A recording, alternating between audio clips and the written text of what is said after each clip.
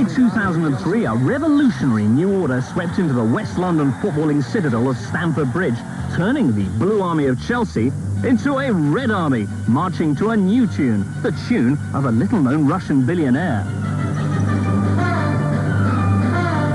Chairman Ken may still be chairman, but the effigies are being torn down. The new icon is one Roman Arkadievich Abramovich. His plan to lead Chelsea to the promised land, however long it takes. Do you remember Moses? He spent 40 years in the desert with his people to make them forget slavery. Russia. That's our subject today. It's all just a little bit of history repeating. This is the story of how a one-man Russian revolution took down one of the meanest empires football has ever seen, armed with nothing except enough cash to bury Nelson's column. Suddenly, we become the richest club in the world. I mean, it really was like, you know, all your Christmases coming at once. You think, oh, God, what's going to happen to the club? And all this rumours about, will he turn it into a car park? No one's ever heard of this guy. He's come out of nowhere as sort of waving this magic wand to save us. You think, why on earth is he doing that? It shows the Russian character, you know. You come from nowhere, you just conquer. Hello, good evening, and welcome to Roman Abramovich's Burn a Billion, the show where you, the average pauper, gets to experience what it's like to be so rich you can own an entire country, never mind a football team. So, how do you rewrite nearly 100 years of football heritage?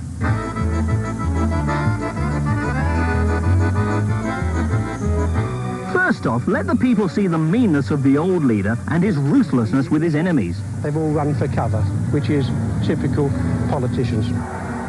Show them how peasants' revolts were crushed by any means necessary. Chelsea Football Club have been told that if they go ahead with plans to use an electric fence to control soccer hooliganism, they will face legal action. And make sure you reveal how the old tyrant even set the paramilitary wing against his own people.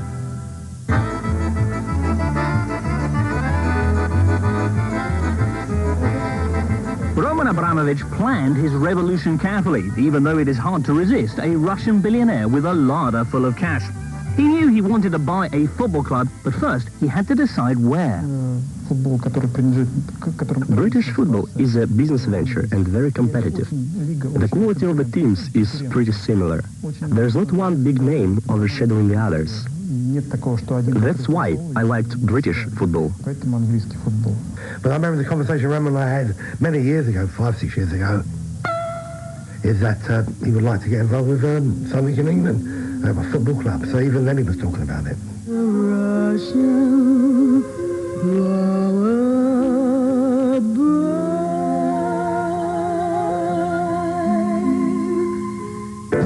So, it was all aboard the private Boeing 767, his destination Old Trafford, his mission to buy the richest club in Britain.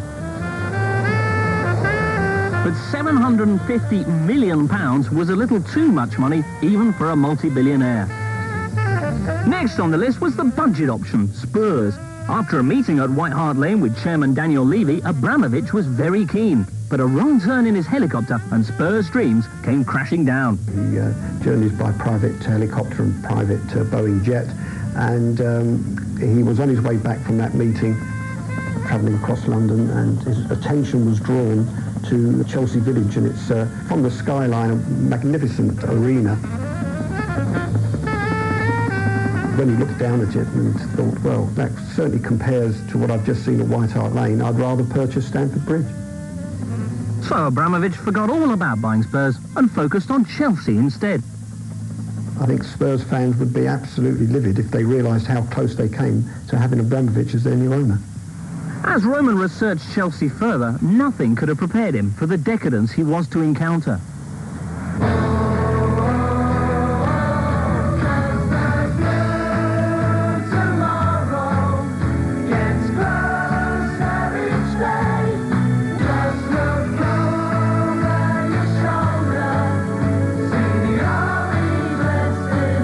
Unperturbed by this appalling display, Roman decided to prepare an approach to the notoriously prickly but hard-up Chairman Ken Bates to see if a thick slice of Roman's hard-earned could soften the blow with an offer of comfortable exile.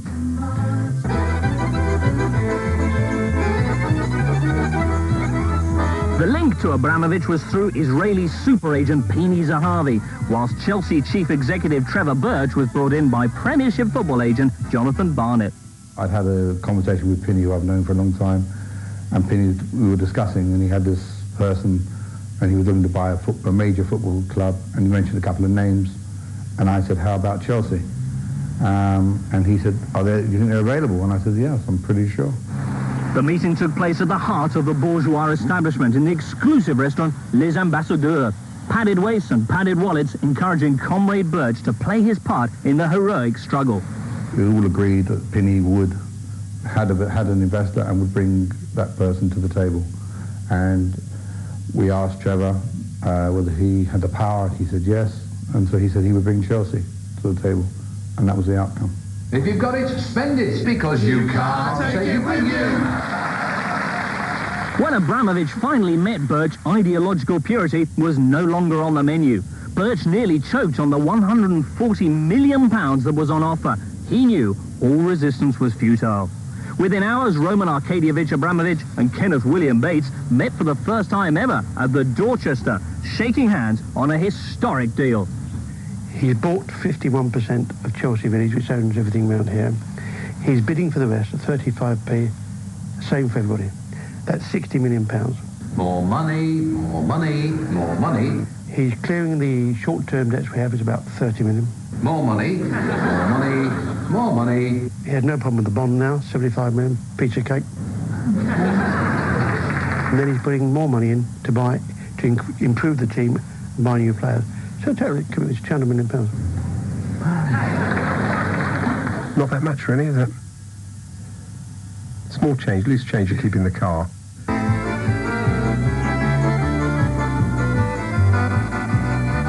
Rid of the club's crippling debts and 17 million quid richer himself, Bates was happy, but Abramovich was even happier. I guessed that the papers would write stories, but I didn't expect they would write so many and for so long. Football is almost a religion in Britain, so I knew that such an event would produce a big bang.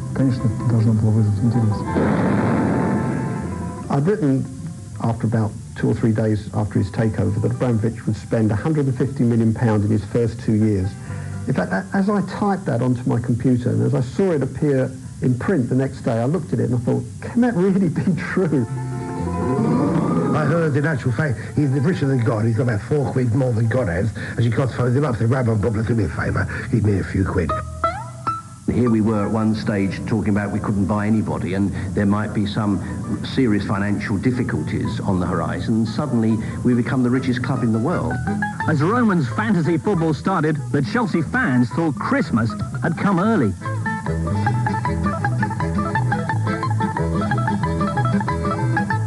That's nearly 13 million in 24 hours.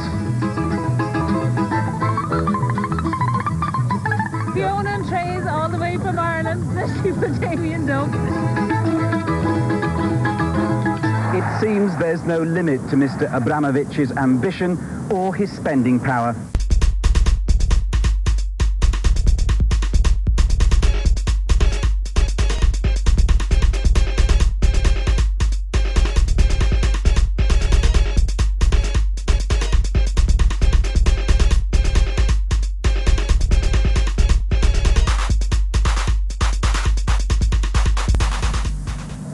So what do the old guard make of the new leader?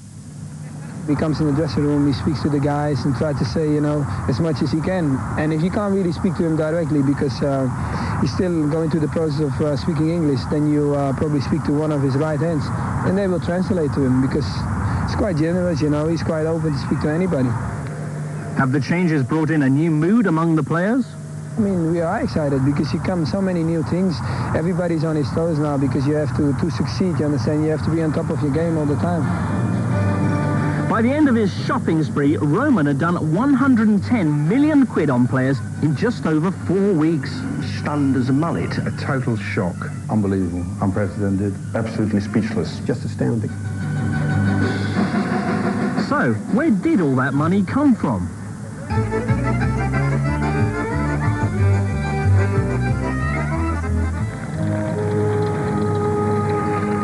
After growing up an orphan in Siberia, Roman Abramovich found his way to the big city, where he studied at the Oil and Gas Institute in Moscow.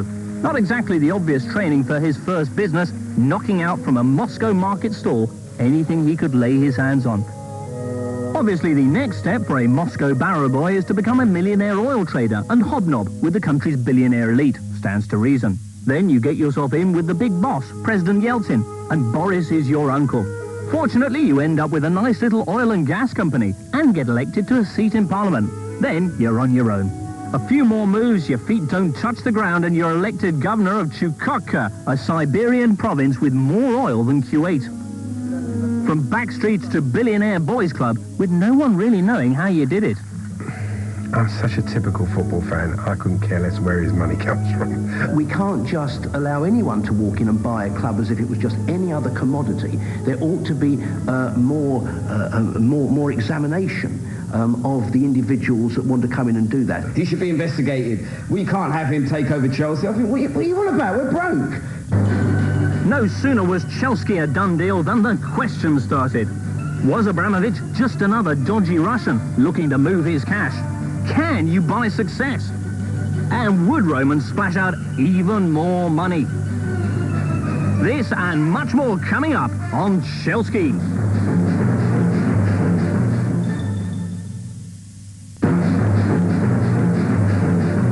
Roman Abramovich came to England, saw Premiership football and conquered Chelsea with the aid of £250 million. He started a revolution and stunned the world with his spending power. And the game is burn a billion, or as they say in Russia, bling blinski. And what's on offer?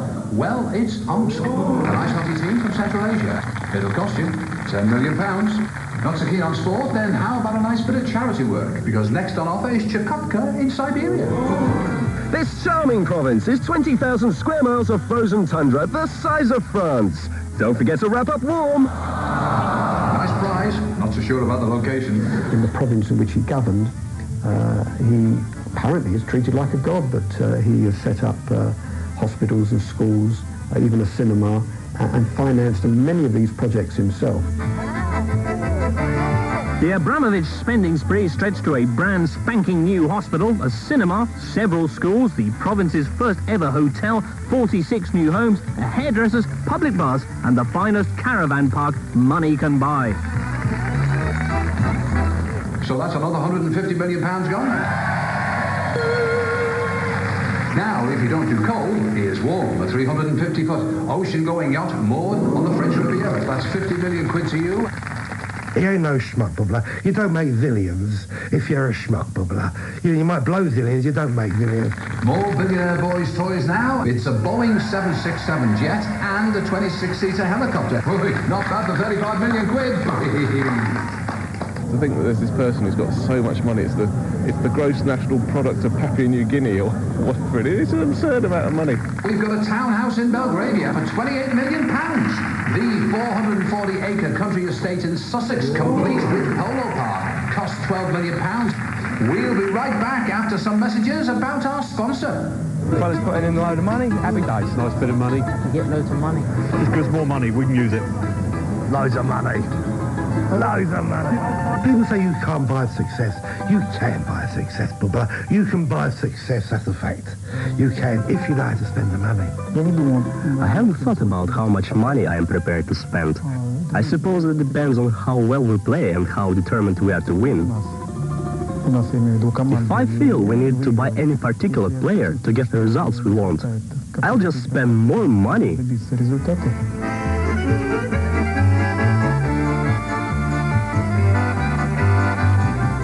Adventures abroad might bring Roman success, but it's on the home front back in Russia that his revolution is most threatened.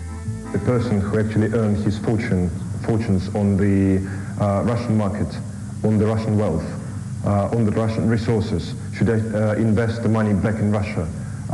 If he is such a football fan, why not investing the whole £100 million or something like that into the Russian football?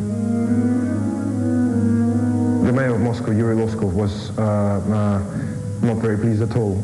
On one of the Moscow government meetings, he actually said that Russia was spat on by Roman Abramovich. In Russia, we have lived in a free country for a relatively short time. People are not used to the idea that people can spend their own money the way they want. Every little politician readily gives away advice on how to live.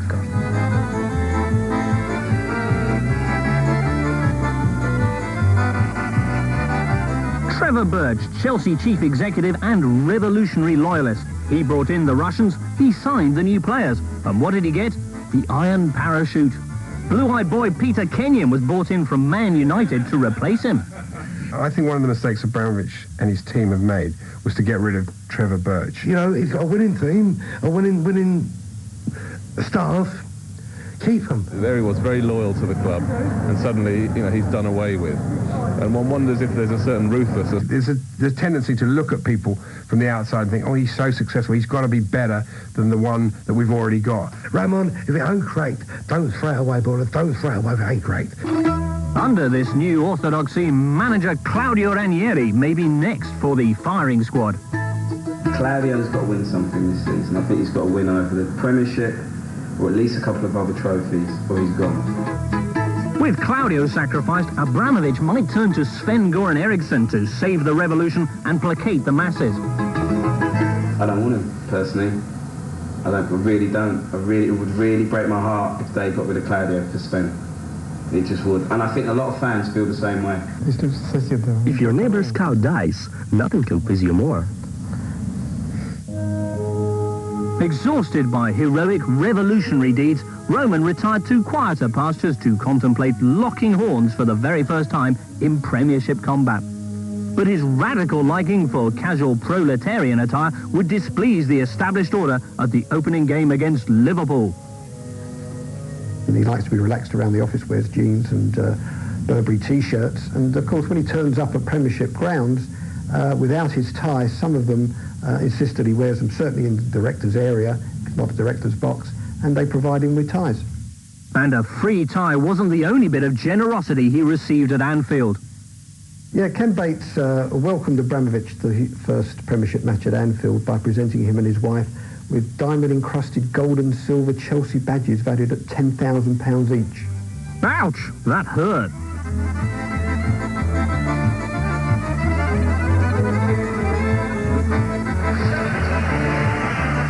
Finally, the supreme leader showed himself to the masses so they could glory in his deeds. Kings Roach victory at Anfield last week has raised the high hopes of the Chelsea faithful still further. Stamford Bridge has a new hero, and he doesn't even play the game. I did think that first game, how amazing must this be? You're 36 years old, you're worth an absolute fortune. You look around and here's this thing, and it all belongs to you. Is going rather well. So you've gone from being this obscure bloke from Chukotka, wherever he comes from, to a bloke that people, you know, actually sing his name. The club with the most glamorous address in British football has the spotlight it has always sought, thanks to Roman Abramovich. It shows you the fickleness of football fans. I mean, in all the times Ken Bates has been there, I've never heard Ken Bates' name chanted once.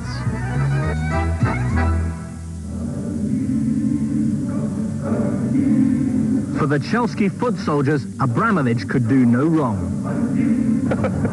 Look at the faces of these people. They were so miserable last season. He's a wonderful gentleman.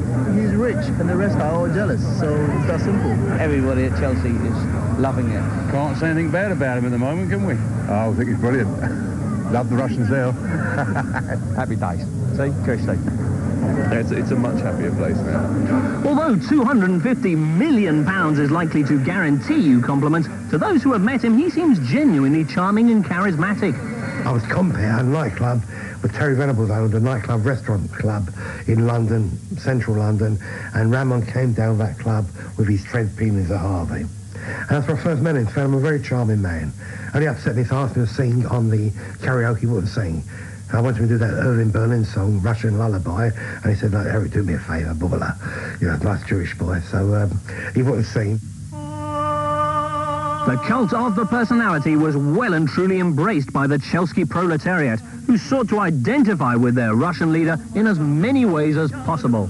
They're walking around in CHELSKI shirts and Cossack hats, and mobile phones now have a certain Russian ring on them, very similar to the Cossack music they now play when the team comes out at Stamford Bridge.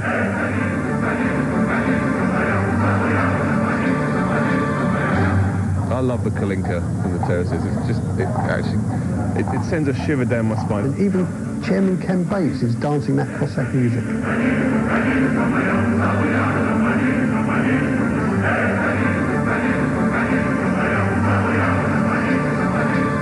Although he might own the club, and the fans still believe that they do, we all believe that it's our club. Whoever happens to be the legal owner, it's always our club. Suddenly now it's our money. You know, he mustn't spend his money on anything else. What's he doing buying a £28 million house? That could be a striker, you know, and that's the way football fans are. That's the way they look at stuff. CHELSKI are now flying high in both the Champions League and the Premiership.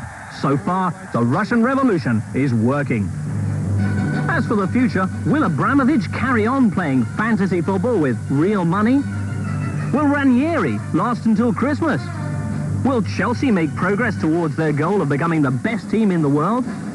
Or will Abramovich become disillusioned by the lack of success? It's happened to a lot of club chairmen that eventually the team doesn't do so well and the fans turn on the chairman. And they didn't actually go into it for that. In football, things go wrong, the fun runs out, and will we get dumped? It's his new toy. Let's hope it's a Tonka toy that lasts and it doesn't break. You know, and he wants to keep it. You know, you don't know. I don't know. Who knows Roman Abramovich that well? Only time and possibly another £300 million will tell. Well, that's it for this week. We tried our best to burn $1 billion, but as you can see, it ain't that easy. Maybe we'll have better luck next week. Let's have a look at what might be on offer then, of course, from the crazy world of Uncle Roman's checkbook. A new training ground for £20 million. A new manager for £34 million. That should keep Sven happy. Perhaps £35 million for the boy wonder Wayne Rooney. So, see you next week, and remember Mr. A's motto, you might as well spend it because you can't take it with you.